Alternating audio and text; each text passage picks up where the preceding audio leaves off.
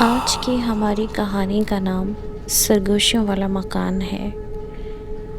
چلیں ہم اپنی کہانی سٹارٹ کرتے ہیں۔ ایک طوفانی رات تھی، ہوا زور سے چل رہی تھی اور آسمان پر بجلی کڑک رہی تھی۔ ایمان جو پراسرار کہانیوں پر تحقیق کرنے والی صحافی تھی، گاؤں کے قریب ایک بہت ہی پرانے مکان کی طرف بڑھ رہی تھی۔ یہ مکان سرگوشیوں والا مکان کہلاتا تھا، جہاں لوگ جانے سے ڈرتے تھے۔ کہا جاتا تھا کہ یہاں سے عجیب سرگوشیوں کی آوازیں آتی ہیں اور جو اندر جاتا ہے کبھی واپس نہیں آتا۔ ایمان نے مکان کے قریب پہنچ کر اسے غور سے دیکھا۔ مکان خستہ حال تھا، کھڑکیاں ٹوٹی ہوئی اور دیواریں کائی سے ڈھکی ہوئی تھیں، لیکن ایمان کا تجسس اسے آگے بڑھنے سے روک نہیں پایا۔ جیسے ہی اس نے دروازہ کھولا، ایک سرد ہوا کا جھونکا اور اندر کی گہری تاریکی نے اسے اپنی لپیٹ میں لے لیا۔ مکان کے اندر ہر چیز پر گرد کی تہہ جمی ہوئی تھی۔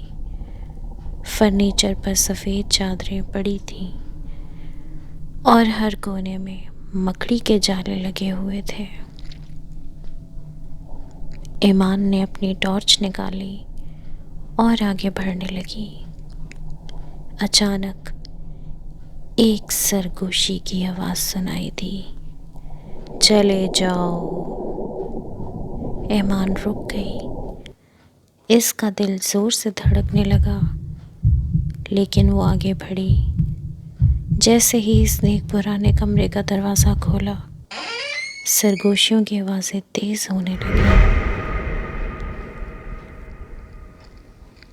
کمرے کے اندر ایک پرانا جرنل پڑا ہوا تھا۔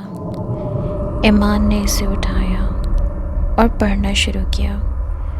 جرنل میں ایک خاندان کی کہانی لکھی ہوئی تھی جو اس مکان میں رہتا تھا، لیکن پراسرار طور پر غائب ہو گیا تھا۔ اچانک ایمان کو محسوس ہوا کہ کوئی اس کے پیچھے کھڑا ہے۔ اس نے مڑ کر دیکھا تو ایک دھندلی شفاف عورت کا سایہ نظر آیا۔ عورت نے سرگوشی کی، تمہیں یہاں نہیں ہونا چاہیے۔ ایمان کے ہاتھ سے ٹارچ گر گئی اور کمرہ اندھیرے میں ڈوب گیا۔ سرگوشیاں اب چیخوں میں بدل چکی تھیں۔ دیواروں سے ہاتھ نکلنے لگے، فرش ہلنے لگا اور ایمان نے بھاگنے کی کوشش کی، لیکن دروازے خود بخود بند ہو گئے۔ آخر کار ایمان نے اپنی تمام ہمت جمع کی اور کھڑکی توڑ کر مکان سے باہر نکل گئی۔ باہر آتے ہی وہ زمین پر گر گئی۔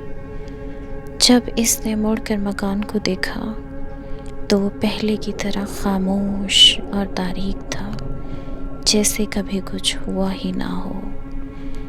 ایمان نے گاؤں واپس جا کر سب کچھ چھوڑ دیا، لیکن وہ سرگوشیاں ہمیشہ اس کے کانوں میں گونجتی رہیں، جیسے وہ مکان اسے ہمیشہ کے لیے اپنے حصار میں لے چکا ہو۔